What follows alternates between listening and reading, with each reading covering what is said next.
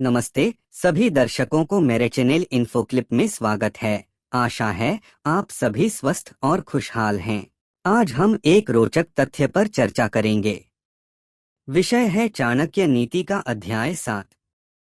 चाणक्य नीति के 7वें अध्याय में चाणक्य यह महत्वपूर्ण बात कहते हैं कि जिस मनुष्य ने विद्या को ग्रहण नहीं किया, उसका जीवन कुत्ते की उस पूंछ के समान है, जिससे न तो वह अपने गुप्त भागों को ढक सकता है, न ही काटने वाले मच्छर आदि कीटों को उड़ा सकता है। चाणक्य 7वें अध्याय में शिक्षा और ज्ञान के महत्व को स्पष्ट करते हुए कहते हैं कि जो मनुष्य विद्या अर्जित नहीं करता, उसका जीवन व्यर्थ है।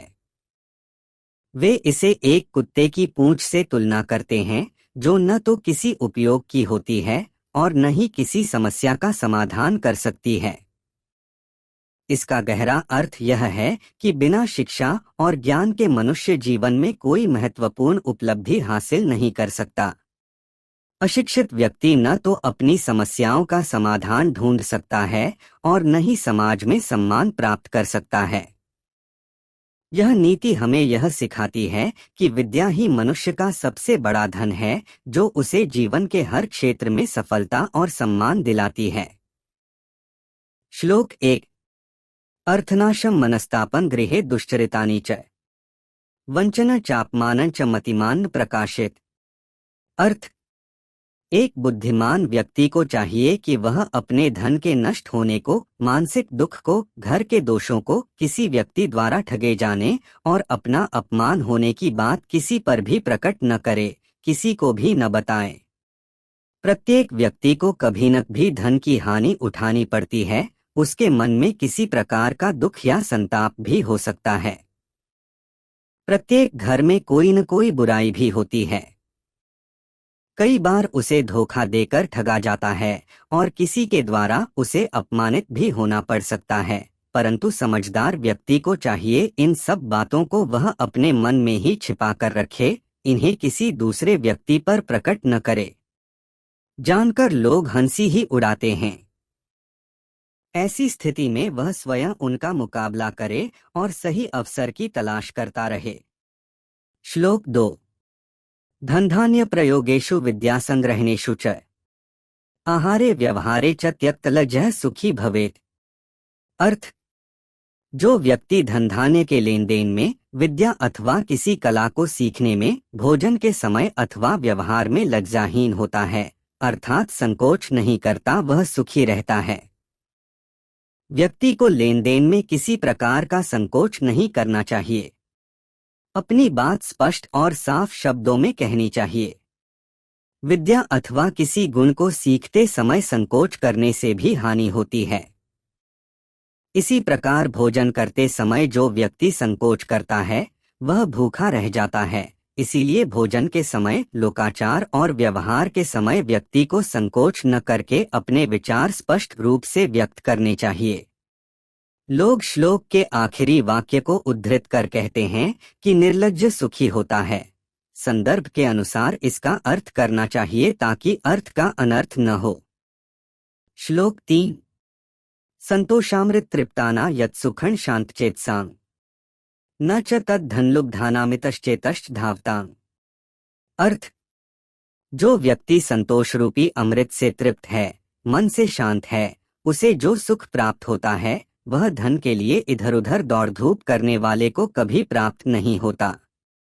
संतोष की बड़ी महिमा है। जो व्यक्ति संतोष से अपना जीवन बिताते हैं और शांत रहते हैं, उन्हें जितना सुख प्राप्त होता है, वह धन के लालच के लिए हर समय दौड़ धूप करने वाले व्यक्ति को प्राप्त नहीं हो सकता। संकेत है कि लोभी से संतोषी श्रेष्ठ है और संतोष जीवनदाता है। श्लोक 4। संतोषस्त्रिषु कर्तव्यः स्वदारे भोजने धने त्रिषु चैव न कर्तव्योऽध्ययने तपदान्योः। अर्थ: अपनी पत्नी, भोजन और धन, इन तीनों के प्रति मनुष्य को संतोष रखना चाहिए, परंतु विद्याध्ययन, तप और दान के प्रति कभी संतोष नहीं करना चाहिए। चाणक्य के अनुसार व्यक्ति को अपनी पत्नी से ही संतुष्ट रहना चाहिए, अन्य स्त्रियों से संबंध बनाना अपमानित करता है। व्यक्ति को घर में जो भोजन प्राप्त होता है और उसकी जितनी आय है उसमें ही संतोष करना चाहिए, लेकिन विद्या के अध्ययन, यम नियमों आदि के पालन और दान आदि कार्यों से कभी भी संतुष्ट नहीं होना चाहिए। अर्थात व्यक्ति जितना अधिक अध्ययन करेगा, जितना अधिक अपने चरित्र को ऊंचा उठाने के लिए तप करेगा तथा दान आदि करता रहेगा, उससे मनुष्य को लाभ होगा। ये तीन चीजें ऐसी हैं जिनसे मनुष्य को संतोष नहीं करना चाहिए। संतुष्टि कहाँ हो और कहाँ नहीं, जीवन में यह जानना भी जरूरी है। श्लोक 5। विप्रयोर्विप्रवन्योश्च दंपत्योः स्वामिभृत्ययोः अंतरेण न गंतव्यं हलस्य वृषभस्य च। अर्थ, दो ब्राह्मणों के बीच से, ब्राह्मण और अग्नि के बीच से, पति पत्नी के बीच से, सेवक और नौकर के बीच से तथा हलबैल के बीच से कभी नहीं निकलना चाहिए। जहां दो ब्राह्मण खड़े हों या बात कर रहे हों, उनके बीच से नहीं निकलना चाहिए, इससे उनका अपमान होता है। इसी प्रकार ब्राह्मण और अग्नि के बीच से निकलकर नहीं जाना चाहिए। हो सकता है कि ब्राह्मण हवन यज्ञ आदि कर रहा हो। इसी प्रकार पति पत्नी जहां कहीं खड़े अथवा बैठे हों, उनके बीच से निकलना भी अनुचित माना गया है। मालिक और नौकर, हल और बैल, इन दोनों के बीच से भी नहीं निकलना चाहिए। हो सकता है कि मालिक और नौकर किसी विशेष बात पर चर्चा कर रहे हों। हल और बैल के बीच में से निकलने का भाव बिल्कुल स्पष्ट है कि ऐसे में चोट लग सकती है। श्लोक 6। पादाभ्यां न स्पृशेदग्ने गुरुं ब्राह्मणमेव च नैव गण न कुमारी च न वृद्धं न शिशु तथा। अर्थ, अग्नि, गुरु, ब्राह्मण, गाय, कुंवारी कन्या, बूढ़ा आदमी और छोटे बच्चे, इन सबको पैर से कभी नहीं छूना चाहिए। कुछ कार्य ऐसे भी हैं जिन्हें करने से हानि होती है और कुछ कार्य आचार व्यवहार के विपरीत होते हैं, उन्हें करने से समाज में अपयश होता है। अग्नि को पवित्र माना गया है, इसलिए उसे पैर से स्पर्श नहीं करना चाहिए। गुरु, ब्राह्मण और गाय को भी पूज्य होने के कारण पैर से छूना उचित नहीं। कुंवारी लड़की, बूढ़े आदमी और बच्चे भी सम्मान के पात्र होते हैं, इसलिए इन्हें भी पैर से नहीं छूना चाहिए। पूज्य को यथायोग्य सम्मान देने पर यदि आयु, विद्या, यश और बल की प्राप्ति होती है तो अनादर करने से इनकी हानि भी तो होगी ही। इतिहास में ऐसे कई उदाहरण हैं जिनसे इस कथन की पुष्टि होती है। श्लोक 7। शक्तन पंचहस्तेन दशहस्तेन वाजिनम हस्ति शतहस्तेन देशत्यागेन दुर्जनम। अर्थ, बैलगाड़ी से 5 हाथ, घोड़े से 10 हाथ और हाथी से 100 हाथ दूर रहने में ही मनुष्य की भलाई है। लेकिन दुष्ट से बचने के लिए यदि स्थान विशेष का त्याग भी करना पड़े तो हिचकना नहीं चाहिए। व्यक्ति को स्वयं इस बात का प्रयत्न करना चाहिए कि किसी कारणवश उसे हानि न पहुंचे। बैलगाड़ी के बिल्कुल निकट चलने से कोई दुर्घटना हो सकती है। घोड़ा किसी प्रकार की हानि पहुंचा सकता है। हाथी से भी कुचले जाने का भय रहता है, इसलिए इनसे दूर रहना चाहिए। चाणक्य का मानना है कि दुष्ट व्यक्ति इन सबसे बुरा होता है। इन सबसे बचने का यदि कोई और उपाय न हो तो व्यक्ति को स्वयं वह स्थान विशेष त्याग देना चाहिए। श्लोक 8। हस्ति अंकुशमात्रेण वाजी हस्तेन ताडिते श्रृंगी लघुहस्तेन खड्गहस्तेन दुर्जनः।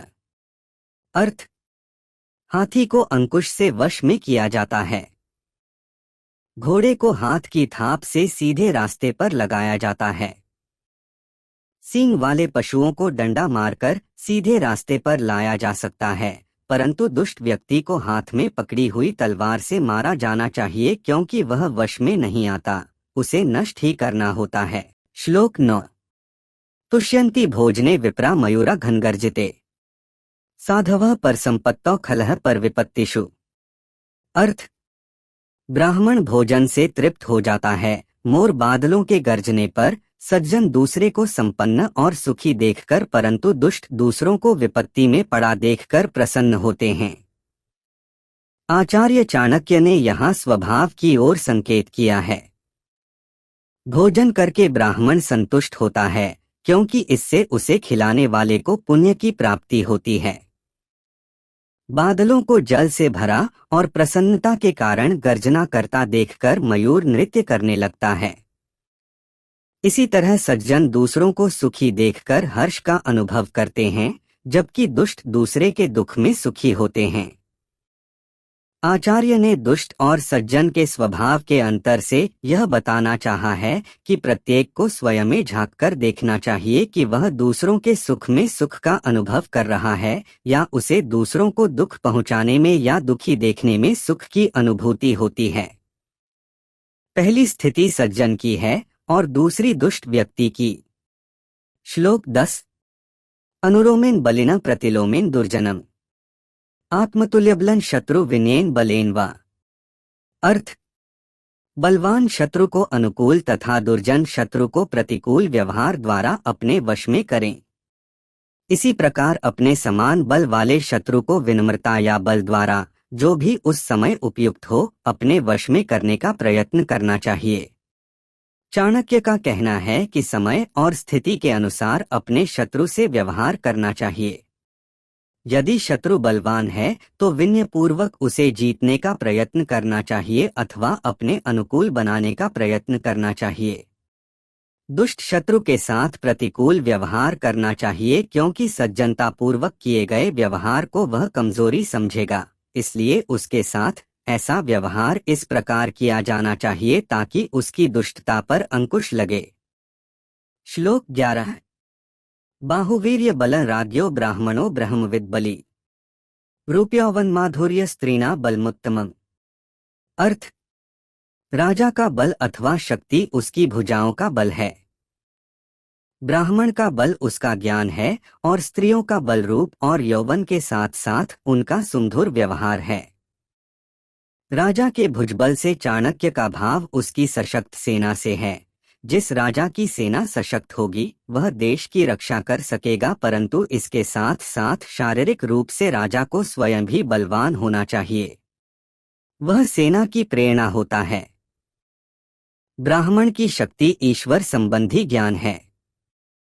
स्त्रियों का बल रूप और यौवन के साथ साथ उनका मधुर व्यवहार है।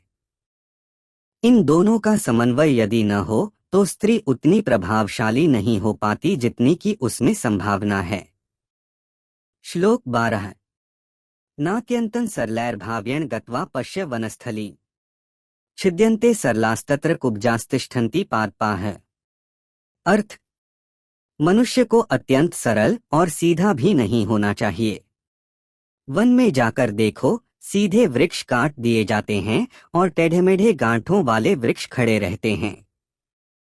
आचार्य चाणक्य के अनुसार मनुष्य को अत्यंत सरल और सीधे स्वभाव का भी नहीं होना चाहिए। इससे उसे सब लोग दुर्बल और मूर्ख मानने लगते हैं तथा हर समय कष्ट देने का प्रयत्न करते हैं। सीधा सादा व्यक्ति प्रत्येक व्यक्ति के लिए सुगम होता है, जबकि टेढ़े व्यक्ति से सब बचने की कोशिश करते हैं। ऐसे में दुरुपयोग तो होगा ही। यत्रोदकं तत्र वसन्ति हंसाः तथैव शुष्कं परिवर्जयन्ति। श्लोक 13।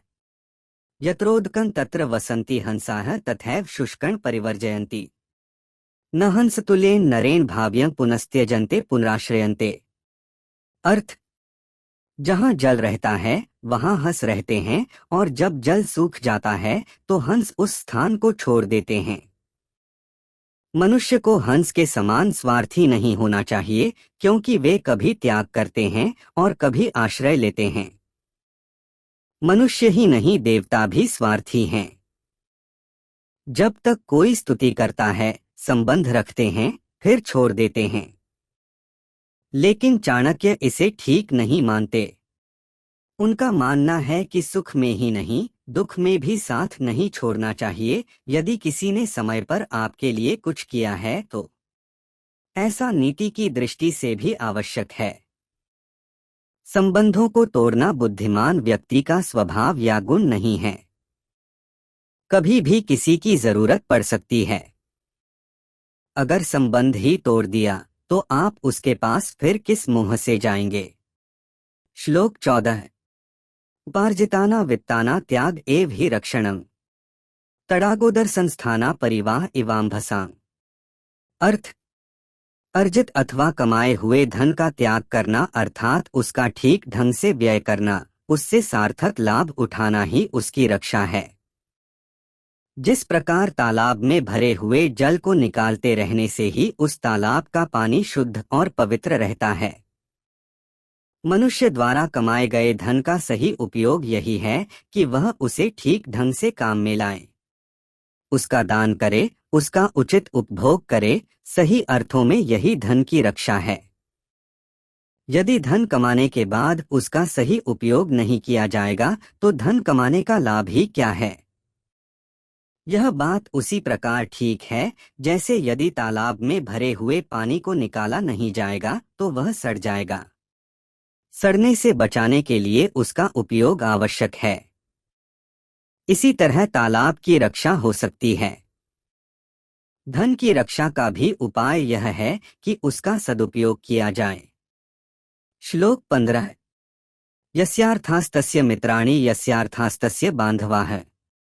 यस्यार्थाः स पुमाल्लोके यस्यार्थाः स च जीवति। अर्थ, संसार में जिसके पास धन है उसी के सब मित्र होते हैं, उसी के सब भाई बंधु और स्वजन होते हैं।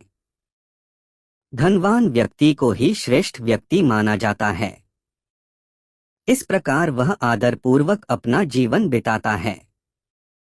आचार्य ने धन के महत्व पर प्रकाश डालते हुए यहाँ स्पष्ट किया है कि मनुष्य के पास जब तक धन रहता है तब तक सब उसके मित्र बने रहते हैं। जिसके पास धन होता है उसके रिश्तेदार भी बहुत होते हैं। धनवान व्यक्ति को ही संसार में श्रेष्ठ माना जाता है और धनवान व्यक्ति का ही जीवन धन्य कहलाने योग्य है। निर्धन व्यक्ति तो निर्जीव के समान है क्योंकि न तो उसकी ओर कोई ध्यान देता है न ही कोई उसका अपना होता है। धन में ऐसी शक्ति है कि यह जानते हुए भी कि यह आने जाने वाला है, सब लोग धनवान व्यक्ति को ही अपना मित्र और पारिवारिक जन बनाना उचित समझते हैं, उसे ही श्रेष्ठ व्यक्ति माना जाता है।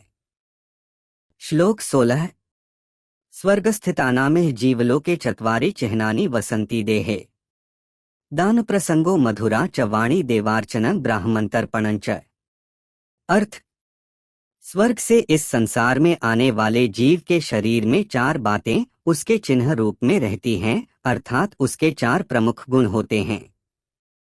उसमें दान देने की प्रवृत्ति होती है, वह मधुरभाषी होता है, देवताओं की पूजा अर्चना करता है, उनका आदर सत्कार करता है और विद्वान ब्राह्मणों को सदैव तृप्त अर्थात संतुष्ट रखता है। आचार्य चाणक्य के अनुसार जिन व्यक्तियों में ये चार गुण होते हैं वे मानो पृथ्वी पर उतरे हुए देवता ही हैं। वाणी में मिठास, प्रेम पूर्वक बिना अभिमान के बात करना, दान देने की प्रवृत्ति, देवताओं का आदर सत्कार और उनकी पूजा अर्चना करना तथा ब्राह्मणों को पूजा तथा आदर सम्मान द्वारा तृप्त करने का प्रयत्न करना ही तो देवताओं के लक्षण हैं। इसे धर्म ग्रंथों में दैवी संपत्ति कहते हैं। श्लोक 17। अत्यंत कोपः कटुका च वाणी दरिद्रता च स्वजनेषु वैरम। नीच प्रसंगः कुलहीन सेवा चिह्नानि देहे नरक स्थिताना। अर्थ, इसी प्रकार नरक में रहने वाले जब देह धारण कर इस संसार में आते हैं तो उनमें ऊपर बताए गए चिन्हों के सर्वथा विपरीत चिन्ह होते हैं। वे मधुरभाषी होने के बजाय अत्यंत क्रोधी स्वभाव के होते हैं, कड़वी बात कहते हैं, वे निर्धन होते हैं, अपने परिवारजनों तथा मित्रों से वे द्वेषभाव रखते हैं, उनकी संगति में नीच लोग रहते हैं और वे नीच कुल वालों की सेवा करते हैं। यह श्लोक पूर्व श्लोक के भाव से संबंधित है। दुष्ट लोग अत्यंत क्रोधी स्वभाव के होते हैं, मधुर भाषण करने के बजाय कठोर और कड़वी बातें बोलते हैं। वे दरिद्र होते हैं अर्थात उनके पास धन नहीं होता। जिस प्रकार कुत्ता दूसरे अपरिचित कुत्ते को देखकर उस पर भौंकता है, उसी प्रकार दुष्ट अपनों से भी वैरभाव रखने लगता है। उसके संगी साथी नीच होते हैं और वह नीच लोगों की ही सेवा करता है। ऐसे लोग नरक से आते हैं और जहां रहते हैं वहां भी नरक ही बना देते हैं। श्लोक 18। गमयते यदि मृगेन्द्र मंदिरं लभ्यते करिक्पोलमौक्तिकम् जम्बुकाल्यक्ते च प्राप्यते वत्सपुच्छ खरचर्म खंडनम। अर्थ, यदि कोई मनुष्य सिंह की गुफा में पहुंच जाए तो वहां संभव है कि उसे हाथी के मस्तक का मोती गजमुक्ता प्राप्त हो जाए, लेकिन यदि कोई गीदड़ की गुफा में जाएगा तो वहां उसे किसी बछड़े की पूंछ का अथवा गधे की खाल का टुकड़ा ही प्राप्त होगा। इस श्लोक से चाणक्य का भाव यह है कि साहसी और शूरवीर व्यक्ति की संगति में यद्यपि भय और खतरा है, फिर भी वहां रत्नों की प्राप्ति हो सकती है, परंतु दुष्ट, कायर और ठग व्यक्ति के पास तो कुछ भी हाथ नहीं लगता, कुछ मिलता भी है तो वह तुच्छ तथा निकृष्ट होता है। श्लोक 19। शुनः पुच्छमे व्यर्थ जीवितं विद्यया विना न गुह्यगोपने शक्ता न च दंश निवारणे। अर्थ, विद्या के बिना मनुष्य का जीवन कुत्ते की उस पूंछ के समान है, जिससे न तो वह अपने शरीर के गुप्त भागों को ढक सकता है और न ही काटने वाले मच्छरों आदि को उड़ा सकता है। मुख्य भाव और सीख। इस श्लोक के माध्यम से आचार्य चाणक्य ने दो मुख्य बातें बताई हैं। ज्ञान का महत्व। एक अनपढ़ या अज्ञानी व्यक्ति का जीवन उस कुत्ते की पूंछ के समान है जो किसी भी परिस्थिति में अपने मालिक के काम नहीं आ सकती। रक्षा और मर्यादा। जिस तरह पूंछ शरीर के अंगों को ढकने और कीड़ों को भगाने में असमर्थ है, ठीक उसी तरह बिना ज्ञान के मनुष्य न तो अपनी सामाजिक प्रतिष्ठा, मर्यादा बचा सकता है और न ही जीवन की परेशानियों या संकटों, दंश से अपनी रक्षा कर सकता है। संक्षेप में, शिक्षा ही मनुष्य का असली आभूषण और सुरक्षा कवच है।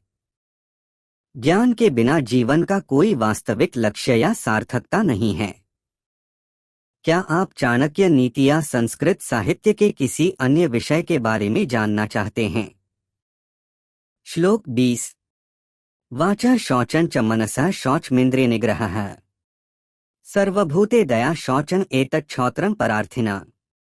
अर्थ, वाणी की पवित्रता, मन की शुद्धि, इंद्रियों का संयम, प्राणी मात्र पर दया, धन की पवित्रता मोक्ष प्राप्त करने वाले के लक्षण होते हैं।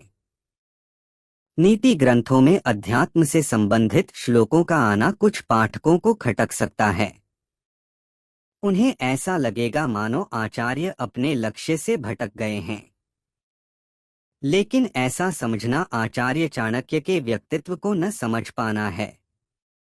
अपनी कूटनीतिक चालों से शत्रु को मात देने वाले आचार्य अपने लक्ष्य को प्राप्त करने में इसीलिए सफल हुए क्योंकि वे अपने अंतर्मन से उतने सरल और सहज थे। महान उद्देश्य को प्राप्त करने के लिए लघु स्वार्थों को छोड़ने की उन्होंने शिक्षा ही नहीं दी, उन्हें अपने आचरण में भी विशिष्ट स्थान दिया। अध्यात्म उनके जीवन का आधार था। बंधन तो लीला मात्र है, असल में तो उनके सारे प्रयास मुक्ति के लिए ही थे। उन्होंने इन श्लोकों द्वारा बताया कि भगवत्ता और दिव्यता कहीं अन्यत्र नहीं है, प्रत्येक में वह रचीब सी है। जरूरत है उसका अनुभव करने की। आचार्य ने उस अनुभव के लिए शुचिता, पवित्रता को सबसे आवश्यक माना है। जो वाणी और मन से पवित्र होगा और जो दूसरों को दुखी देखकर दुखी होता होगा वही विवेकवान हो सकता है। परोपकार की भावना हो लेकिन इंद्रियों पर संयम न हो तो भी अपने लक्ष्य को पाया नहीं जा सकता। एक स्थिति प्राप्त करने के बाद मार्ग से भटकने का भय बना रहता है।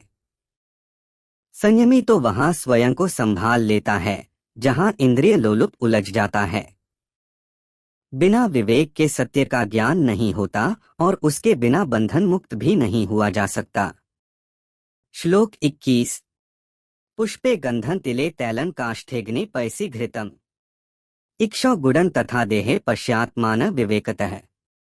अर्थ, जैसे फूल में सुगंध होती है, तिलों में तेल होता है, सूखी लकड़ी में अग्नि होती है, दूध में घी और ईख में गुड़ तथा मिठास होती है, वैसे ही शरीर में आत्मा और परमात्मा विद्यमान है।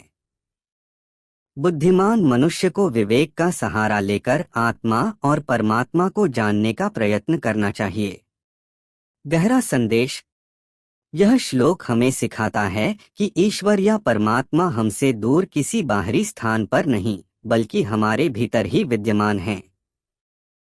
जैसे बाहर से देखने पर तिल में तेल या लकड़ी में आग दिखाई नहीं देती, लेकिन उसे प्राप्त करने के लिए प्रक्रिया घिसने या पेड़ने की करनी पड़ती है, ठीक वैसे ही हमें अपनी इंद्रियों और मन को साध कर विवेक के सहारे उस छिपी हुई आंतरिक दिव्यता को पहचानना चाहिए।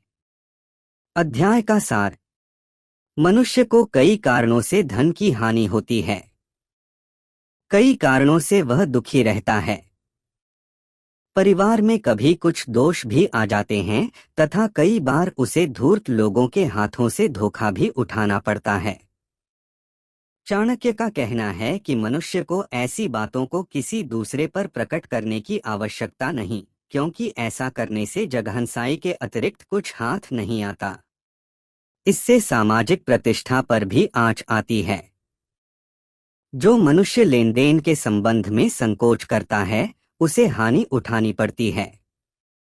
किसी विद्या की प्राप्ति अथवा कोई गुण सीखते समय भी मनुष्य को संकोच नहीं करना चाहिए।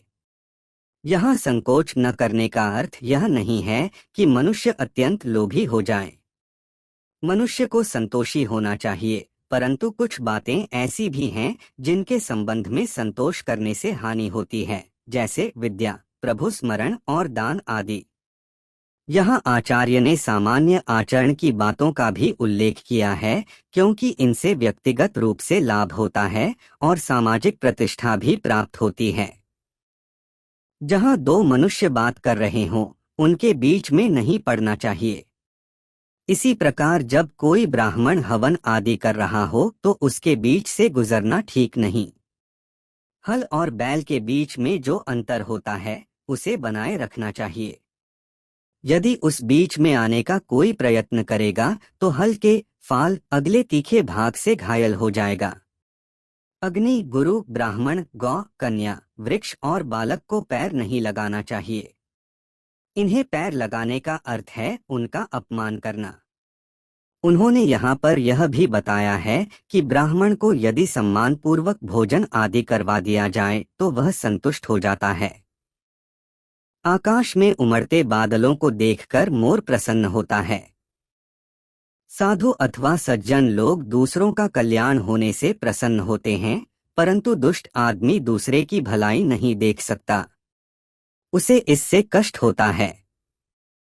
चाणक्य ने जहाँ समय के अनुकूल आचरण करने की बात कही है, वहीं वे यह भी कहते हैं कि अपने से बलवान शत्रु को चतुरतापूर्वक अनुकूल व्यवहार करके प्रसन्न करना चाहिए और अपने से कमजोर दिखाई देने वाले शत्रु को भय दिखाकर वश में कर लेना चाहिए। इस प्रकार राजा में चतुरता, विनम्रता और बल का सम्मिश्रण होना चाहिए।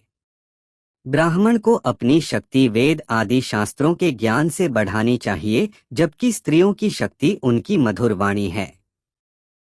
चाणक्य कहते हैं कि व्यक्ति को अत्यंत सरल और सीधे स्वभाव का भी नहीं होना चाहिए। सीधे व्यक्ति को सब अपने उपयोग में लाना चाहते हैं, जिससे उसे अक्सर हानि ही होती है, क्योंकि उसके हित की चिंता किसी को नहीं होती। आचार्य के अनुसार व्यक्ति को सदैव अपना रूप नहीं बदलते रहना चाहिए और न ही अपना स्थान। वे कहते हैं कि केवल उसी धनी व्यक्ति का सम्मान समाज में होता है जो उस धन का सदुपयोग करता है, अर्थात अच्छे धन को कामों में लगाता है, क्योंकि जो अच्छे लोग इस संसार में आते हैं उनमें दान देने की प्रवृत्ति होती है। जो कटुभाषण नहीं करते, देवी देवता तथा ईश्वर की पूजा करते हैं और ब्राह्मणों को भोजन आदि से संतुष्ट रखते हैं, वस्तुतः वे ही श्रेष्ठ पुरुष कहलाते हैं। इसके विपरीत आचरण करने वाले दुष्टों की श्रेणी में आते हैं। चाणक्य का कहना है कि मनुष्य को सदैव सज्जनों और अपने से उत्तम पुरुषों की ही संगति करनी चाहिए, अर्थात मनुष्य का लक्ष्य होना चाहिए कि वह अपने से श्रेष्ठ व्यक्तियों से संपर्क बनाए, तभी वह संसार में सफल हो सकता है। नीच लोगों के साथ रहने में सदैव हानि होती है। जिस प्रकार फूलों में सुगंध, तिलों में तेल, लकड़ी में आग, दूध में घी, ईख में गुड़ होने पर भी दिखाई नहीं देता, अर्थात ये चीजें इन वस्तुओं में विद्यमान रहती हैं, परंतु उन्हें आँख से देखा नहीं जा सकता। इसी प्रकार मनुष्य के शरीर में आत्मा विद्यमान रहती है। इसे प्रकट करने के लिए विशेष और सुव्यवस्थित प्रयास अर्थात विशेष प्रकार की निरंतर साधना आवश्यक है।